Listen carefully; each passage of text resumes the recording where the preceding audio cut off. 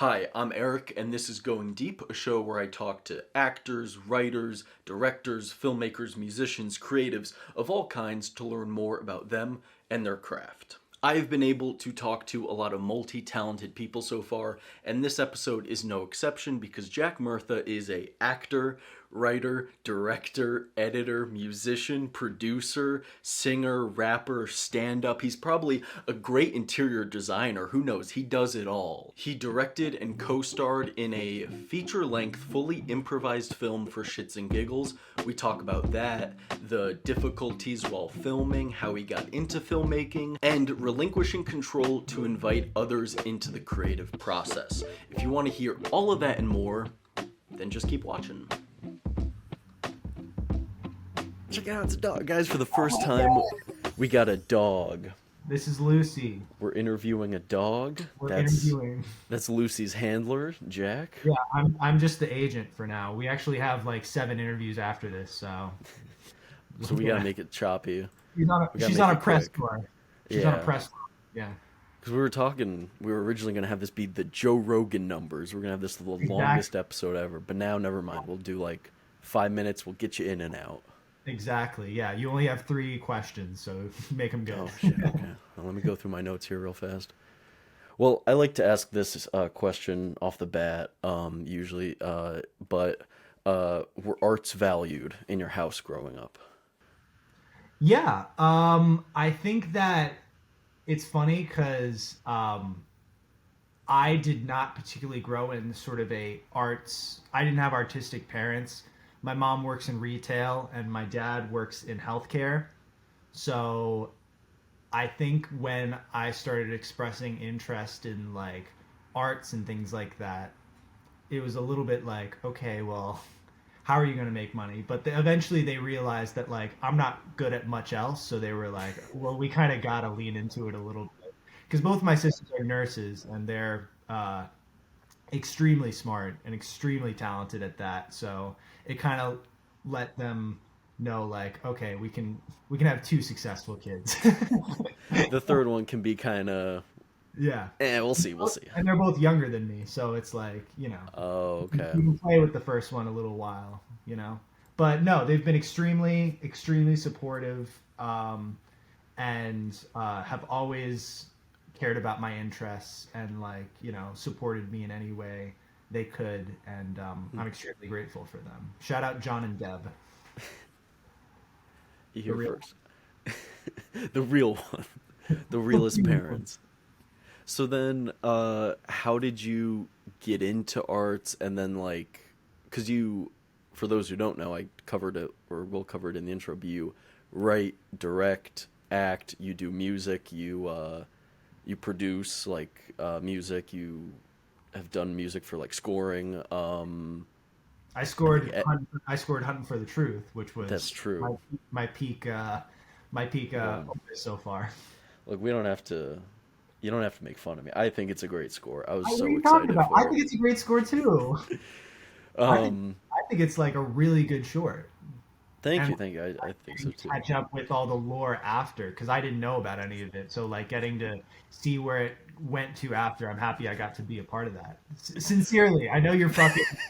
I know you're like, like he's fucking with me, but I'm serious. No, only because as much as well, this is supposed to be about you, but I'll just say the reason I'm kind of like deflecting is because my friends and I, as much as we all like those videos, we also started them in high school. We knew that like, and I was the one who was like, no, each one has to get like a little better and like in some aspects. So it's a point of, I guess, memery amongst my friends. But thank you. Totally, yeah. I mean, all our high school stuff is like a little bit cringe, but as they say, to be cringe is to be free, I said that at work recently. I said, it might be cringe, but at least I'm free. Exactly, I think that's the way to live. I'm sorry, but what was your question? Oh yeah, so how did you get into it? Because you do so much. What came first? Was it an interest in music or film, or maybe both at the same time? And what were sort of your, or who or what were your inspirations growing up and getting into each field? Sure. Yeah, I started probably with music. I think I had done like some like kiddie plays and things like that, but I think the bug really bit when I started playing guitar when I was 8 years old, and I just wanted to. I think at the time I was just like, I just want to learn every Beatles song to ever exist. You know, B sides and like uncut versions included. Like I was obsessed, and I played in bands a lot, and I would kind of I was one of those kids that like basically just like my parents were like, oh, if you like your punishment, like if you did something bad, is we're taking away guitar time. I was I know, right?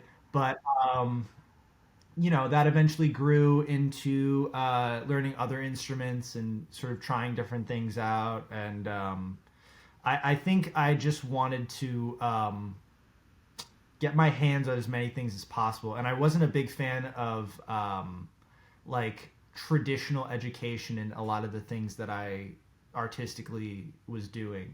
Like I did for a little while. My family's Irish, so we did like traditional Irish music, like in the house, and like so I learned like banjo and like baran and things like that. But the school that I was going to was so sorry. You gotta get down.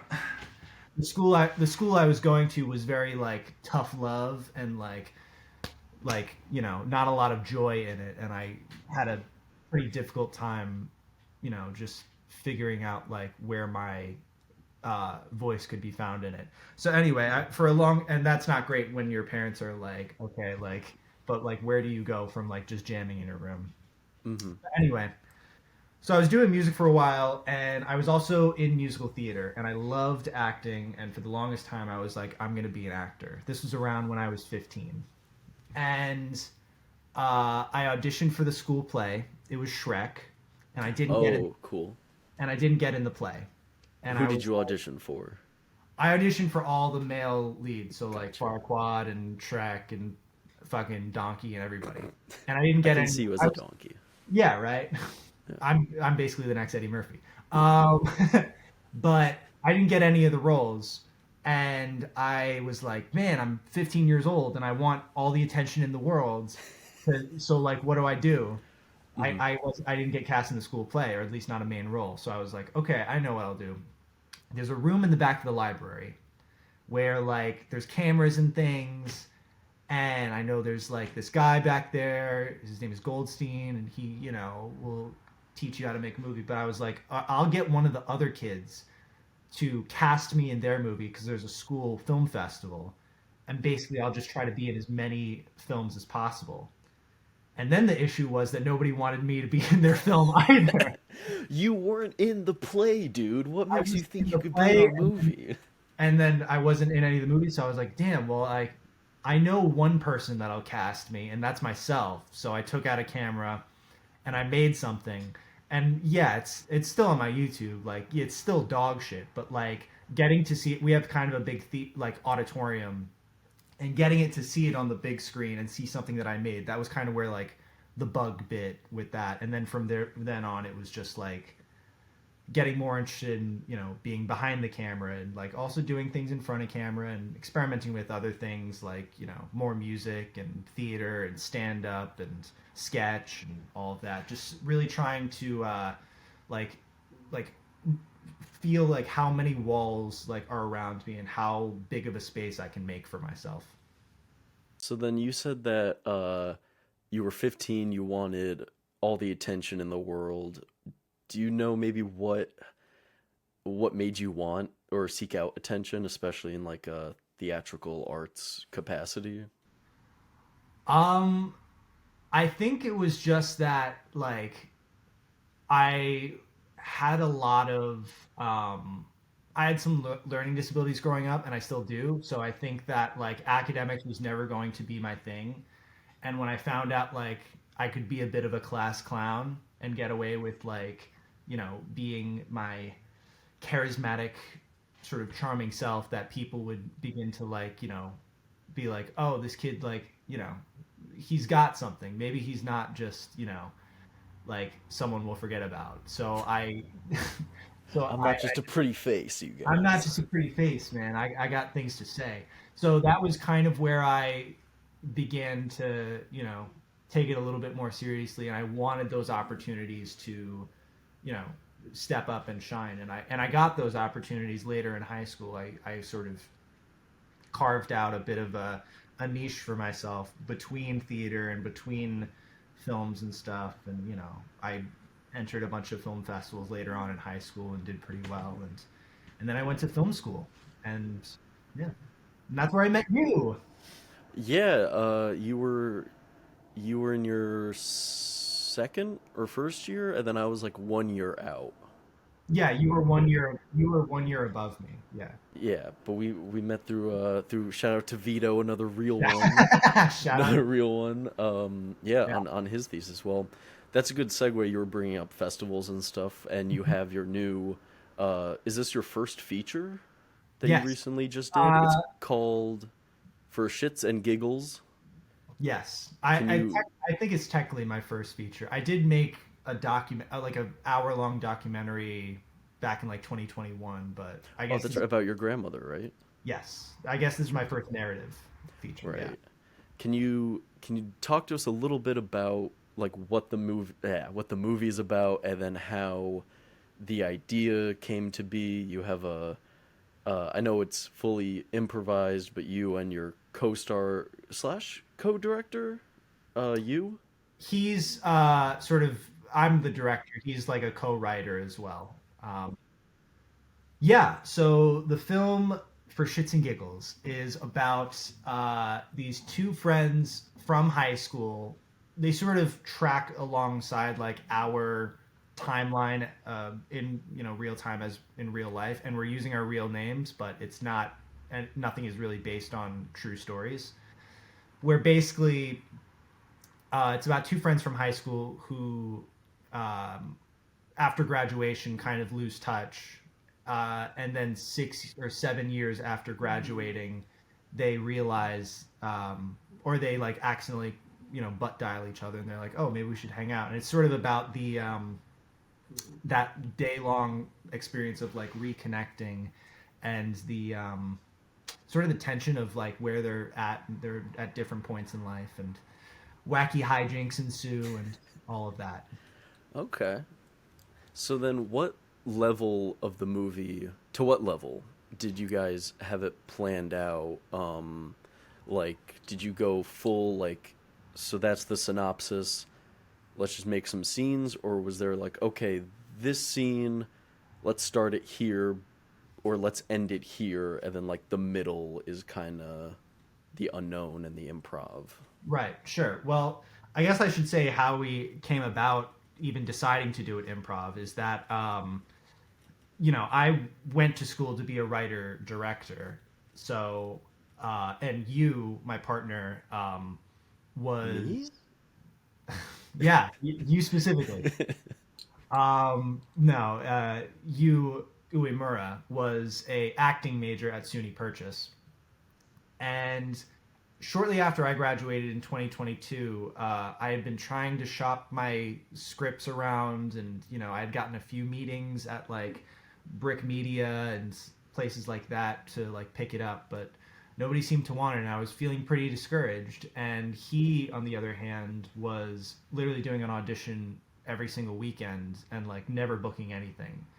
So it was the same thing kind of with like me deciding to like even make my first film. Was like, if one person's going to greenlight us, it's ourselves. So we just got to go out and make something. And he was like, awesome. He was into the idea, and he said, when do you want to start writing? And I thought about it, and I was like, if we decide to sit down and write something, to this day, like as we're sitting here, December 23rd, we would still be working on the script, and this was back in like July of 2022. You know, we'd be working on it for forever. So we were like, all right, let's just sit down 2 weeks, and we'll just make like a Google Doc treatment. We'll like vomit draft like as many like, oh, this would be a cool idea for a scene or things like that, and just figure it out from there. And then we had that draft, and we it's very difficult to like get people to agree to just like a bunch of random like scene ideas. Yeah, people want the whole picture and Right. They want like lines of dialogue and like they want to know where the story's going. So basically we locked down the treatment, but we never allowed ourselves to just be beholden to that. So what we did was we started shooting June of 2023 and we shot some of the early scenes and then we shot later scenes as the summer continued to go along. And basically anytime we were like, oh, there needs to be something in between here, or oh, this would be a good idea to jump from here and replace this with that, we would basically just like new idea, like let's just shoot it there. And we would basically, so we have a lot of footage, but what ends up happening is that you are able to sort of in real time trial and error try things out as opposed to just typing up a scene and then getting rid of it. It's like the writing process happens in editing, and yeah, yeah. that really appealed to me because I love editing and I wanted to cast professional actors along with non-actors, people that we actually grew up with. And it's very hard to give a non-actor like lines of dialogue and be like, this is what you're going to say and you're this person, Yeah, yeah. Um, and yeah, that was kind of how we went about it. We actually haven't even finished shooting like the first and last scene of the film. We still need to do that, which takes place at our old high school. But everything else is shot, and we finished production. I want to say October. So That's exciting. So then, what stage of the editing are you at? Is it like everything but those first and last, or like in a rough cut? barely even a rough cut. I would say like I probably have 30 hours of footage, maybe, Wow. and it's on like a because we shot it like 4 and 6K, like it's on like a 12 terabyte hard drive. So Jesus.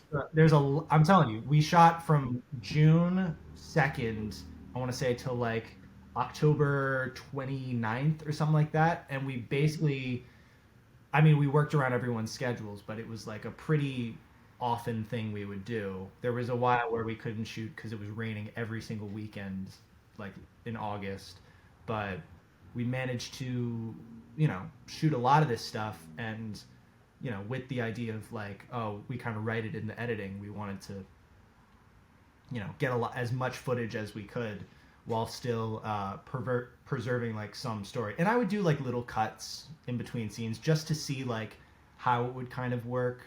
Uh, yeah, there were a few instances where we had to we shot a scene at Grand Central, and we had to do Which it is always so easy yeah. and Yeah. convenient.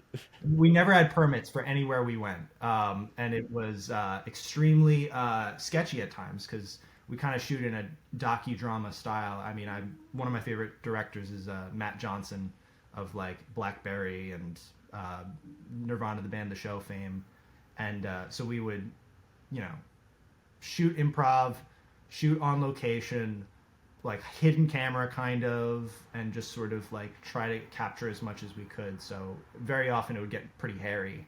There's a story of when after they finished filming Caddyshack, they improvised so much and they went so off script that by the time they were editing it, they realized that they had lost key essential moments for the story to progress and for Mm-hmm. like things to actually keep going in the plot.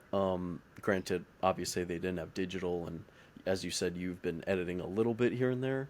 Um, was that ever a concern of losing some kind of thread or progression, or do you think filming so much and your periodic edits here and there have from that kept that from happening? No, I think because we never threw out the blueprint. You know, it was always like, okay, we need to have this scene in order to justify the next scene. It's always about justification for me. Because once it starts being like, oh, we just did it just because we feel like it, that's when you begin to lose. And especially with our film, which is very picaresque and like, sort of like another chapter in like Confederacy of Dunces or something like that. It almost like is kind of like an adventure movie a little bit. So you kind of need to like justify like going from one location to the next. Like how do we go from the movie theater to the bowling alley? So it was we would always interrogate every idea that we had before we implemented it in. Like for example, we shot something uh, in the initial draft. We were supposed to go from the happiest moment, which is like me finally learning how to ride a bike because I for this film I had to learn how to ride a bike, and he taught me in real time on camera because I'm obsessed Oh with wait, real. really?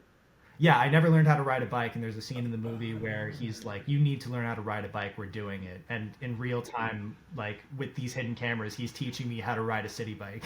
Oh, okay, that's cool. That's awesome. Um, but we went from like that scene, which is like the most joyful scene, into like just another scene where they're fighting again. And I was like, there needs to be something in between. So I was like, we interrogated how we could figure out that point. So we wound up shooting something at my old job, which is at a guitar store in Scarsdale. And we basically just, recorded a little scene where they're like goofing around again. And we wound up like writing an original song for the film as well. So that was pretty exciting. And yeah, it's always about like just like interrogating every idea and like trying to look at like every possible angle you can go from, and never picking the most obvious, but also never like trying to stretch it too far. You try to find an even ground to where everything feels logical but still enticing and surprising. So every film has its challenges. Going in, what did you expect to be the most difficult, and then was that actually, or was something else? It's tricky because I think that going into this, I mean, I'd made shorts before and I had kind of one feature under my belt so far. So it was interesting because this was kind of an experiment in a way, and I didn't know if it would work. I had seen other films kind of do something similar with the kind of improv and run and gun thing. It is kind of mumblecore inspired a little bit, but there's a lot more action as well. Like there's like three chase scenes and like three fights and things like that.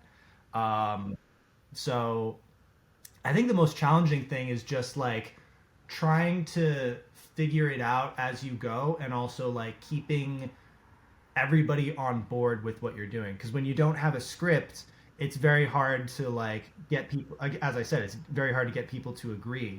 Like I'd be talking with actors and I'd say, okay, this is the scene, and then we'll just figure it out as we go, and they'd be like, well, I need a little bit more than that. So you'd wind up describing more of the film, or just like on the spot making up backstory, which is also kind of an improv exercise in its own way, because you have to just make up something for this character to go off of. I remember there's a scene where I talked to my boss in a bowling alley, and he's the actor's name is Ron Errol, and he's one of my favorite actors of all time. But he was like very different from this character, so I gave him like one of those like college rings, and I was like, this college ring is like the embodiment of like your character, like you know, like high grades in college, became a CEO of his own company, now on a date with his wife, just but like still wearing the ring to like like this is who I am, you know what I mean? And it like kind of helped him like build out the character a little more. Another instance is Lilo Brancato is in the movie, and he's famous from like A Bronx Tale and Sopranos and whatnot. And he plays my landlord, and the the building that we shot in didn't have any other tenants. It was just the one apartment, and then all the other apartments in the building were empty. So he would just go around the building. I didn't even ask him to do this. He just did this on his own. He would go around to the other buildings, and he would like check like the water pressure and things like that, just to sort of feel like the building is his own kind of. Hmm. And it's just about respecting everybody's process, and you know, figuring that out. But that was probably like some of the most difficult things, is just getting people to be on the same page as you in a way, or at the very least, like we run the set pretty democratically, so like best idea always wins. I'm not like one of those like big ego directors that's like, no, it has to be this way. Even though I will fight for things, but trying to trying my best to hear out everybody's idea. If someone says something funny, that goes in the movie. If someone says, like, oh, what if you stood here or sat here, et cetera, and it works, then that's usually the best way, No, I mean, yeah, that's true. I think that's the way to go. I mean, of course, as the director or a co-director, if that's the case, like there does need to be a vision. But yeah, like everyone, ideally, you have people because you know that they're funny, smart, talented, all the above. So then, yeah, if someone does have an idea, and if you have the time, then why not try it? Because who And knows? it's absolutely, and it's also about just trusting everyone, because the whole reason you brought them on is because you trust them. Yeah, Like, absolutely. I'm acting and directing in this, so I definitely need to trust Joe and James, the two camera operators. Like, was that a good take? Because I can't look at playback every single time. That's fucking awful, Yeah, and that your whole day would just get eaten up. yeah, exactly. So it's about like being like, was it a good take? Was that a good take? Good. We're moving on. We're we shot it pretty fast. I think we only took like we shot it for 5 months, but I think we only did like maybe like 24 days or something like that. Oh wow. Yeah, how long typically was a day shooting? It probably varied, but It varied, but like typically we would only shoot. I mean, there were some days where it was like 12, 13 hour day, but if it was like a big cram day where we had to get a lot of things and we'd be bouncing all over the city, but most days it would probably be like 6 hours, something like that. We'd shoot a scene and we'd be like just like focus specifically on that scene. Those are for like the bigger set pieces, and then everything else was went by pretty fast. And I owe that all to like such a fantastic team. Like I mentioned, Joe, our DP, and Emil, our AD, and our two producers, Connor and Kristen. Um, just fantastic, and like it was kind of a hodgepodge team because no one really knew each other before, but now we're like a family, so it's really nice. great. That's awesome. Right, right. I'm thinking about it as a writer and director myself. If sometimes like in the editing process, especially when there's a little bit of time in between filming and editing, you're like, oh, you know what? If they said this instead, that would have been funny. But at least at the time, I had like on the page the funniest thing I could think of, or on the set. Like, I'm Right. just thinking about like working in a almost or in a completely improvised script, and like I feel like that would just be maddening to me. Was it? And as a writer and director yourself, did you have any of that? You were just like, I like if you just gave me a second to write this down, we could make something really funny. Even though that's not the point. The point was We to be Yeah, loosely planned out. I think there's definitely moments where like the control freak within me wants to step in and be like, no, say it like this and do it like this. Yeah. But at the same time, I think that again, we ran it democratically, and I think that what really helped is that I would see the reactions from the crew and from all of us. Even just acting in a scene, like if someone catches you off guard, it allows you to sort of react more realistically. So we would always try to chase that, like what is the thing that like will make us forget that like there's a row of people behind me that are all like filming me. And I think that you try to think of the funniest thing, and you try to think of like, oh, what's like the most like narratively juicy thing I could say in this moment. But it's also just as compelling to just say the most real thing in the moment and just sort of let life play out in a way. And I think that was kind of what we were aiming for while we were making this, was like, how can we, get this, this sort of, it's kind of a kitschy story about like friendship and just like a friendship that kind of falls apart, but like how can we, make it feel like these could be people that and that this is like as real as possible. It was Yeah. always chasing that. you Yeah, know absolutely. Are you also doing any music for the movie? Are you also covering that? I have worked on some music. I'm working with Christian Deknatel, who is a Wonderful, wonderful composer. I went to high school with him. I actually got lunch with him yesterday. Super nice guy. We were in bands together for a little while, and then he went to Boston and then Miami, and he's doing sort of the engineer mixer thing. But he's working on the score as well as some post sound stuff because we shot everything on lavaliers. So like we rarely ever had a boom mic because we're out in public and a boom mic just gives you away immediately. So there's certainly scenes where the audio is a little shoddy, so we're trying to do our best to clean that up or just reshoot it. You know, maybe we'll reshoot it next summer. That's the nice thing. Also, you have endless reshoots when you don't have a studio behind you and you're just sort of working on like your own crowd-funded budget. You can kind of just like set your own schedule, do whatever you want, and like you don't have to answer to a studio in a way of like, can I please have more money? That's true. That's fair. Yeah.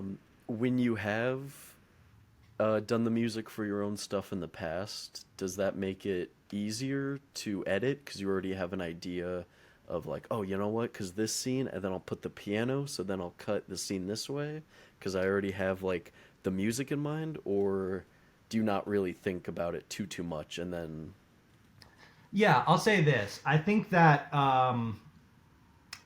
definitely in my former years, I like early college, late high school, I wanted to do everything by myself.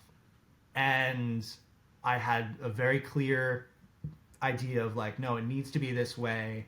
And I wouldn't really listen to a lot of other people. And I'd be like, I'm editing, I'm doing the music, and I'm writing and directing, and sometimes shooting it myself. You know, like very kind of self-serious. And also the movies I was making were very self-serious at the time, which I think as a young filmmaker is like, you know, kind of whack. Is like just make fun stuff with your friends. I was making films about like the troubles of fatherhood and things like that, and I was like 18 years old. Like I don't know shit about that. You know what I yeah. mean? No, I mean I could go on whole stories about my time at school dealing with people like that who are like, okay, this, Oh, every first year everyone in. film student, like it's a requirement that you make a suicide film. You know, Yeah. it's Well, like, one of my teachers said you can make it about anything, just no drugs, drinking, suicide, and I that's think he Paul had a Cronin. few other things. Yeah, That's yeah, yeah, Cronin. Paul Dude, Cronin. Cronin, a real one. That's a real one. I TA'd for him for a year, and it was like the best TA experience ever. It was like that and Lavu, George Lavu. I would TA for them. Um, well, yeah. So I definitely felt like I wanted to be very hands-on and self-serious. Like I'm a real artist and things like that. Same thing that sort of drove me to make films in the first place was like I want people to look at me. But as I've kind of gotten older, I've realized like I'm much more interested in what other people have to say. You know, I think that um, if there's one thing about teenage boys is that they don't have an empathetic bone in their body. So they're very like me all the time. And I think as I've gotten older, I've tried to sort of shed that you know self-effacing like you know it's all about me and like I wanted to invite more people to the process as possible and try to you know make more well-rounded like inclusive films like that so that way you know there's less of a I don't know like it's less like greedy. You know, I don't want to be a greedy filmmaker. I want to you know make things for everyone. So like now working with a composer, I still kind of hold on to it a little bit where like I'm literally directing and editing this thing myself as well, but like having another co-writer as well. And even though it's an improv film, like he, you know, you is huge in like shaping the story of this as well and shaping his own character because his character is very difficult to play. I kind of coasted back because I'm not really an actor, but I kind of coasted in the back a little bit while we really shaped his character and he was the big part in that. But like working with a composer now and having other you know people help out with you know post production and things like that, I've definitely learned to kind of like relinquish a little bit of control. What is Yu's character a little bit? You mentioned it's kind of it's difficult to play. If you could summarize. Sure. I think well we're using our real names in the film, so I'll just say like the character Jack and the character you. So my character, without giving too much away, I think my character is definitely someone who graduated high school, went to college, is working now at like an ad agency as an intern, but still like has problems, at home and like, with like landlords and girlfriends and things like that, but like still is sort of on a track to becoming, a real adult in a way. And Hugh's character is definitely stuck in a stage of arrested development, kind of still stuck in high school a little bit, like out of like just spite, just is like living out of his car right now in the hometown still, but like will go Oh. home and do laundry, that kind of like just pity, like pithy, like whatever. And I think that what's great is when you have those two characters, I think is, and we just talked about this a lot, is the idea of friendships kind of acting as like magnets in a way where it's like, when you're in middle school, early high school, like all the kids are kind of clumped together. They're just kind of like blank faces. And then as people start growing interests, they start kind of, you know, sort of going down different lanes and things. And then by the ends, they're in different, complete states of being, And sometimes it's not even fights. It's just like how things are, it's, Yeah. so I Yeah, think, like, absolutely. yeah, I think the, will you shut up? Oh my God. She's freaking out.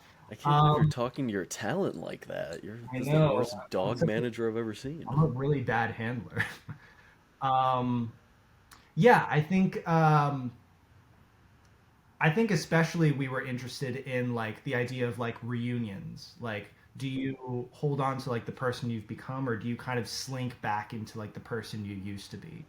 And like about the influence people have on you and things like that. And am I friends with this person just because we have history and I've known each other, or do I actually like want to spend my time with this person? That's kind of like the ideas we're getting at. There's a tension between like loving someone and wanting to be around them that like we found really interesting. There's like this pull. Yeah, I think you described it as a an adult coming of age story, and I'm definitely seeing that through his character. Then you mentioned like the physical fight, and then other altercations that happen throughout the movie. I feel like that a lot. The just your two dynamics are very uh like rife with possibility of tension and conflict and like keeping things moving and interesting, and yeah, that's cool. Totally. We got to put, and it's funny because I think that our characters are actually more of stretches of us than like we could have ever imagined, because I am more of the person that's a little bit more spiky and like willing to break the rules and like things like that. While Yu's character is, I mean, not character, you himself is supremely empathetic and like, one of the nicest guys I've ever met in my life. And, just like is always like literally will call me up one day and be like, "Oh, how's your mental health?" Like, what the fuck? What are you, a What, therapist? what, No, but what are you, gay or something, dude? he's just that, but he's just that caring, as Hmm. a human being. And for him to play like a fucking scumbag is like a really challenging thing, but he wanted to play that part. Initially, we were going to play opposite parts, but I think he wanted to have the real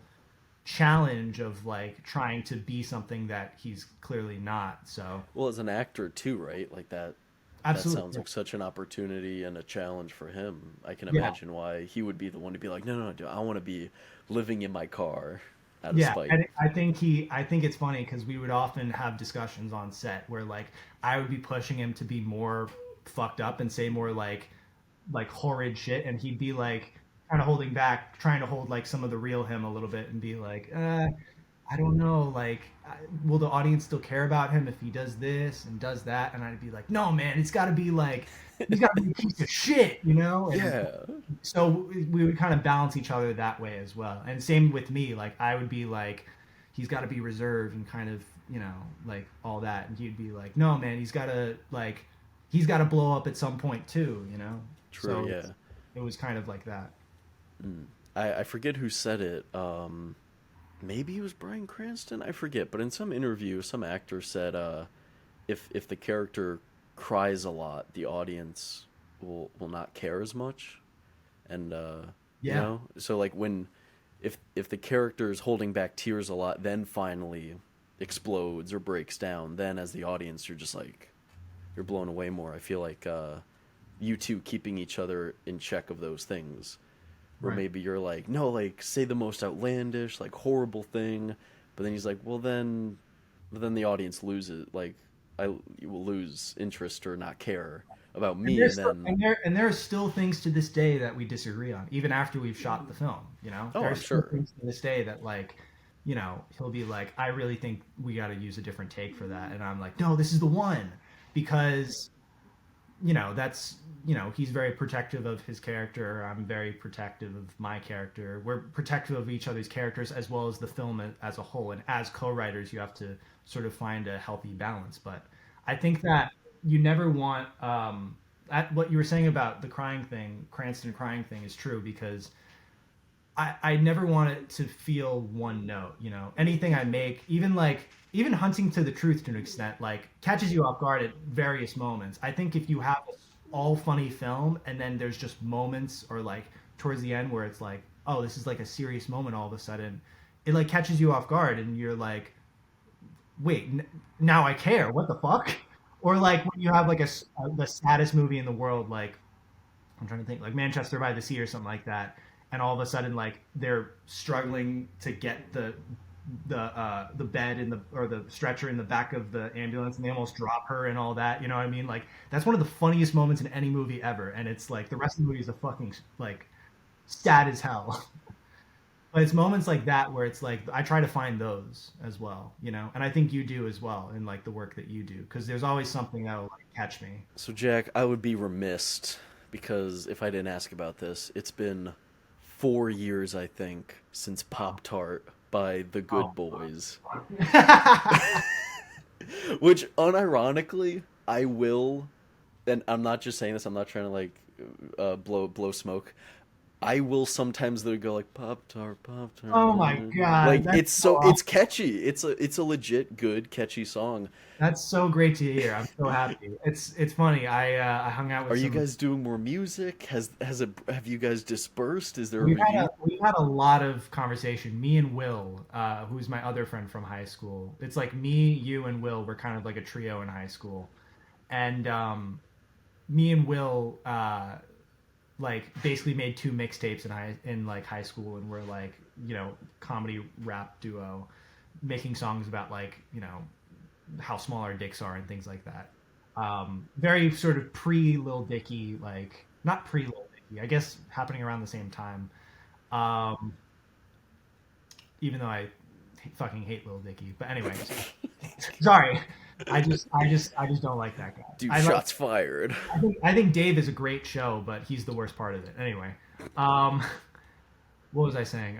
Yeah, so we basically made like a bunch of songs and then put them out, and then we went to college, and he went to like a cybersecurity college, Wow. and like, there are times where like he went to study like you know like coding and things like that, and there are times where like he'll be like on campus and kids are playing Good Boys, and he's like, this can't keep following me everywhere I go. But Oh however, no. we have been talking because it has been like you said like 4 years since like we made music together where like we're thinking of getting back into it and my buddy Kevin they host like a comedy show with our friend Seabass called the Skeeter Variety Hour in Brooklyn um, and he was saying that he'd like to book us for that. So we're starting to write. We're thinking about starting to write new material. I want to finish for shits and giggles, or at the very least, like get at a stage where like I'm no longer shooting things, and then I want to focus on like all the other creative endeavors. I got a ton of screenplays. I have a whole album that I never even put out, and you know, like I have stand up stuff that I haven't touched yet. So I want to like reintegrate myself in like the real world and get out of like shits and giggles land. Yeah. I was gonna ask actually, that was kind of like my closing thing of like what else do you have going on after, once it's ready to be in festivals and once it can take a little bit more of a back seat. Yeah, wow. A lot of stuff. There is a lot of A stuff. lot of I try stuff. to keep myself as busy as possible because I think that I always think about this. You know the comedian Whitmer Thomas. Not by name, but He's a maybe if I he's a saw him. he's a comedian and musician. He did some stuff with like Adult Swim, and he had a movie a couple years ago called The Civil Dead. Anyway, he has an album. He has an album called "The Older I Get, the Funnier I Was," and I think that's so. Oh shit! I think That's that's real, so man. true though, because Yeah. like when you're a kid and when you're young, you're just exploding with creativity all the time. And I'm not saying that when you get older you just shrivel up and like creatively die, but I think that the things that you make definitely change because you have more life experience. So I'm trying to make as many things as I can in various, mediums and things like that to express like kind of where I'm at right now and the things that I see in this, current period in my life, and also what I see like from other people's lives, and I try to be an active listener. Yeah. Basically, I'm trying to sort of get all my like silly goofy ideas out now, and I'm trying not to be as self-serious because I know later on in life I'm probably going to have some like pretty serious things to say and things like that. But yeah, and Yeah. Lucy's going to help me. Oh, absolutely. Yeah. Of course. Yeah, but that's the main thing is just trying to, I want to document this time right now because I think we live in an extremely interesting time right now in the 2020s. I think this is an extremely fascinating decade in so many ways, both for good and bad reasons. And I Yeah. think that like it's the young people that are going to document it in the truest form as opposed to like people who are tainted by their pasts as well. You know what I mean? Bars, dude. Wisdom. Wars. Well, thanks, Jack. Thanks for doing this, man. Thank you so much for having me. I'm looking forward to seeing what parts of this made it in, but I'm like, I'm very, as I said, like I love a lot of the stuff you do, and I'm extremely grateful to consider you a collaborator. Aw, thanks, man. For, Well, the feeling's mutual, man. The feeling's mutual. yeah, you're a swell guy, and I hope we can do this again at some point. Don't be a stranger, you know. Absolutely. You as well. Cool. Well, Merry Christmas and Happy Holidays, of course. Yes. You know, You as well. The new first safe one I use is when someone's like, "Oh, Merry Christmas, Happy Holidays." I just go, "Have a good weekend," off. because it does cover it. It is on the weekend this year anyway. What you're saying that you don't celebrate Christmas like a real American? Every day. I just woke up my dog. I'm so sorry, Oh, no. buddy. Okay. Like at least your intentions are good. I think you can get away with that. But this sort of like, oh, I gotta die on the cross because I needed to make this joke about like, physical abuse or something like that, and Yeah. no one found it funny, and now everybody's mad at me. Wow, you fucking snowflakes are like Oh, you're sensitive. Yeah. that shit. I forget who said it. Somebody said like it's not that people didn't get mad that you made like a racist joke. It's that they were mad that it wasn't funny. And that's oversimplifying it, but it's like if you tell a good joke that's, edgy or whatever, but if it's funny, then people, like you're saying, get where you're coming from. But if you just like get on stage and be like, so who I hate is black people, people be like, what the fuck are you talking about? Like that's not funny. Yeah, no. And I know I tried that the other night at my open mic, and it did not Yeah, go I well. know. And how did that go? Not well.